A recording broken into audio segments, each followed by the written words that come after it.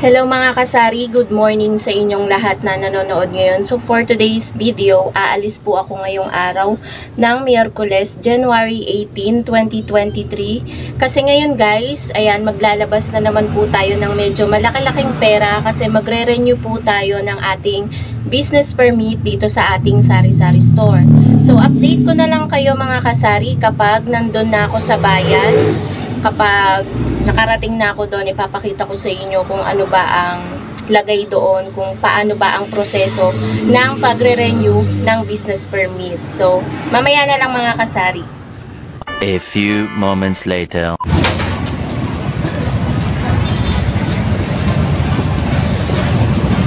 Okay guys, nandito na ako sa bayan pero hindi muna ako pupunta ng covered court kasi magpapaserox pa ako.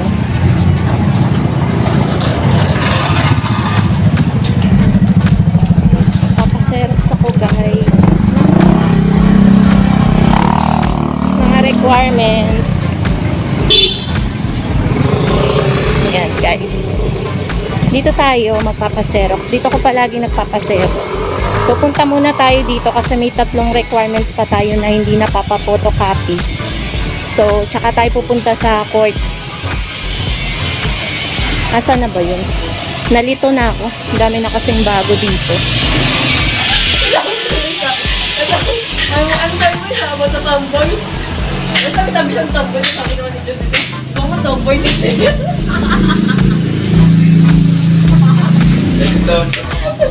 So mga kasari, tapos na akong magpa-photocopy, magpa-xerox ng ilang requirements. Ngayon, papunta na ako guys sa covered court kasi baka mahaba na yung pila.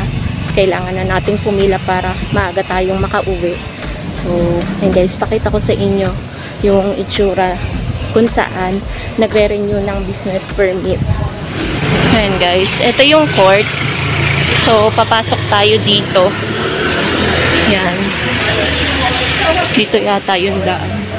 Ayan guys, ito yung munisipyo. Under construction. So, dito tayo sa court. Ayan. Ayan guys, nag-start na. Ayan o. One-stop shop. Ayan. Dito tayo magre-renew ng permit. So, ayan guys yung itsura niya. So, pila na tayo dito. Diretso na tayo. Wala pa masyadong tao. Dito tayo sa sorting. Ayan. Pila tayo sa sorting of requirements. Ito-sort ko muna namin. Ayan. Guys, dito na tayo sa sorting. Ayan. Ayan, sinusort na guys yung mga requirements. Ayan. Ayan. Ito yung makikili. Ayan guys, nasort na yung ating requirements at pang number 3 tayo. Ayan, sunod-sunod na yung requirements natin. So, ngayon mga kasari, ayan, medyo nangangatal ako. Nakapila tayo ngayon sa assessment. Pakita ko sa inyo. Ayan, nasa assessment tayo. Kauna-unahan tayo sa pila. Ayan guys. So guys, tapos na tayo sa assessment. Napakabilis ngayon ang process kasi sobrang konti pa lang ng tao. Ngayon, nakapila naman ako sa payment na agad. Sobrang bilis guys. 8:20 AM pa lang. Unlike nung nakaraan na medyo mabagal yung process. Ngayon, mabilis siya. At medyo dumadami na rin guys yung tao sa likuran. Ayan, pakita ko sa inyo. Ayan. Kanina wala masyadong tao dyan. Kami-kami lang. Pero ngayon dumadami na. So, ayun guys. Update ko na lang kayo ulit mamaya. Tapos na tayo dyan. Nakapila tayo kanina dyan. Medyo nagbe-blurred lang yung camera. Ayan yung assessment. Tapos ngayon nakapila na tayo sa payment. Ayan ang payment guys. And after natin guys sa payment, ang sunod na pila natin is dito sa mga police. Sa BFP. Ang sumunod is sanitary permit. And then yung last, dun sa pinakadulo dun sa babae is releasing na po. So after that, uwian na.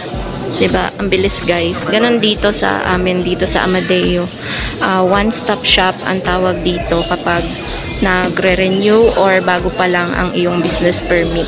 Meron nang inabot sa akin yung taga-assessment. Ito yung tax order of payment, yung total ng pagbabayaran ko. Pero wala pa po dito, hindi pa kasama yun sa BFP. So, ayan guys, yung total ng babayaran ko, 3,083 pesos. So, halos parehas lang sila nung nakaraang taon. So, wala naman siguro masyadong diferensya. Konti lang siguro yung pagbabayaran ko. Ngayon mga kasari, ire-ready na natin yung ating payment na 3,083 pesos. Ayan siya. Kailangan na natin siyang i-ready kasi nakapila tayo dito sa payment. Okay guys, tapos na tayo sa payment. Ito na yung mga resibo. Ayan, yan yung mga pinagbayaran natin. So, dito na tayo nakapila sa mga pulis sa BFP. Ayan. Tapos na tayo sa BFP at ngayon nakapila na tayo sa sanitary permit. Nakapagbayad na rin tayo sa BFP ng 500 pesos. Bumaba po siya mga kasari ng 2 pesos kasi no nakaraan 502 yung aking pinagbayaran. So, ayan guys, 500. Tapos dun sa payment, nagbayad tayo ng 3,083. Tapos yung gastos natin sa barangay is 595. So, yun guys, yung tatlo. Yun na yung total na nagastos natin sa pagre-renew ng business permit. Okay po mga kasari, tapos na po tayo. Ang hinihintay na lang po natin is yung ating mayor's permit. So, kaming nandito sa side na to, yan, mga naghihintay kami ng mayor's permit. At ayan guys, so medyo dumadami na yung tao. Ayan na yung pila, pati dito. Medyo dumadami na, unlike kanina. So, ayan guys. Isa ako sa kauna-unahan. Pang number 3 ako mga kasari. So, maigi talaga yung maaga para maaga din tayong makauwi. So, waiting na lang po ulit ako sa mayor's permit. So, mga kasari, pauwi na ako. Yan, pauwi na ako. Nakuha ko na yung mayor's permit. Ayan.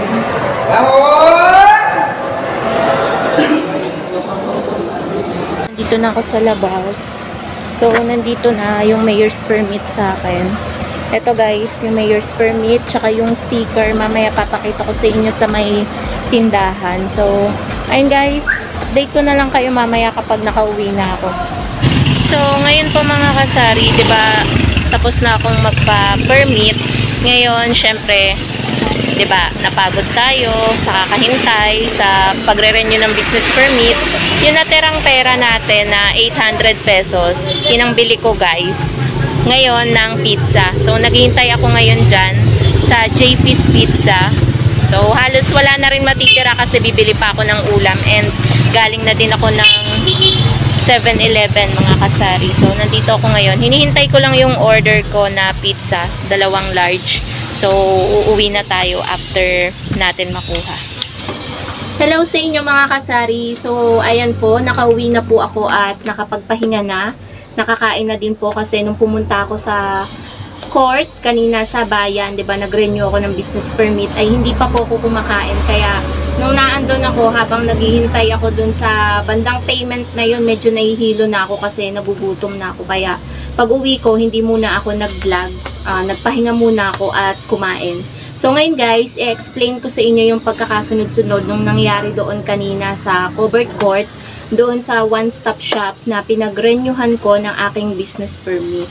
So, ayun guys, tapos na yung ating problema. Nakapag-renew na po tayo ng ating business permit dito sa ating sari-sari store.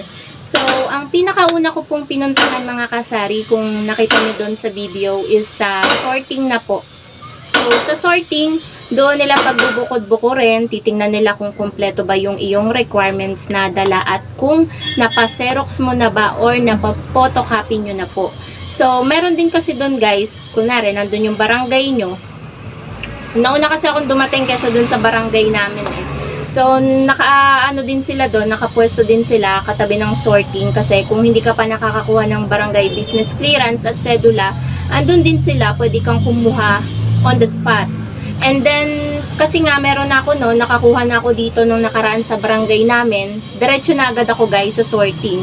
Sa sorting ngayon, sobrang bilis lang. Pinagsama-samahan lang nila lahat at pinagsunod-sunod yung sa pinapotocopy mo, yung mga requirements. And after sa sorting, pinapila na po ako sa assessment. Ayun, kung nakita nyo din guys sa video, pumila po ako sa assessment. Doon po tinanong kung may bigas ka ba, kung may sigarilyo ka, kung may alak at soft drinks. And after sa assessment, pinapila naman po ako sa payment. Sa assessment, may binigay sa akin yung yung total ng pagbabayaran mo, yung sa tax order payment yata yun. Nasa na ba yun? Andito yun. Ayan. Tax order of payment. Ito siya. At 'di ba napakita ko sa inyo doon 3,083 yung nakalagay dito sa paper na to. So yun yung inihanda kong halaga ng pera doon sa payment nung tinawag na ako. And after sa payment, pipila ka na sa sanitary permit. Tapos ayun, dire-diretso na yun guys. After ng sanitary permit, doon ka na sa releasing. Sa releasing medyo nagtagal kasi sa payment, sa BFP, tsaka sa sanitary releasing, doon medyo matagal yung hinintay namin. Pero hindi naman as in sobrang tagal na umabot ng 30 minutes. Nasa ano lang guys, nasa 10 to 15 minutes lang yung pinaghintay namin. Lalo sa nung hinihintay na namin yung mayor's permit, sobrang saglit lang. Mga 10 to 15 minutes lang din yung hinintay. And nung maya-maya, hindi ko nga napansin guys na nagbibigay na pala ng mayor's permit. Akala ko medyo matagal-tagal pa. So, ngayon, yung proseso, medyo napansin ko mabilis. Mabilis yung proseso nila ngayong taon na to ng pagre-renew.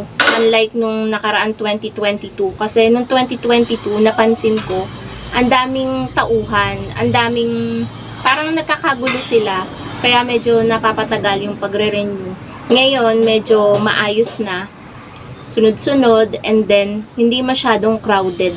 So, yun yung napansin ko, siguro, kaya napabilis yung, and maaga din silang nag-start. Talagang eksaktong alas 8 po sila nag-start sa, ayun po, ng business permit. Kaya, nung nakaraan kasi medyo late sila. Kasi, ang aga ko din guys, nung nakaraan, pang number 5 yata ako nun, or number 2. Pero ngayon, pang 3 ako, mga kasari, diba? Nasa top 10 tayo, top 5. So, yun lang guys. Ganun lang yung naging proseso. Ulitin ko lang. Sorting, yung kauna-unahan. Assessment, payment, and then BFP sa Bureau of Fire Protection. Yun yung BFP. And then sanitary. And then yung last, releasing ng mayor's permit. Tapos, ibinigay din kasabay ng mayor's permit yung sticker na nakalagay 2023. Kasi guys, kaya sticker lang yun kasi yung mayor namin ay siya pa rin yung mayor. Kaya hindi nababago yung pinaka-plaka, yung number ng iyong tindahan. So, sticker lang po yung kanilang ibinibigay. So, pakita ko pala sa inyo mga kasari itong aking mayor's permit. Simple lang ngayon yung mayor's permit. Ayan, ito yung mayor's permit. And then, mas maganda yung sanitary permit. So, ang gagawin ko dito mga kasari para naman hindi sayang, diba, lagi na lang nakatago sa envelope ko, i-display ko siya. Kasi hindi ko siya dinidisplay mga kasari.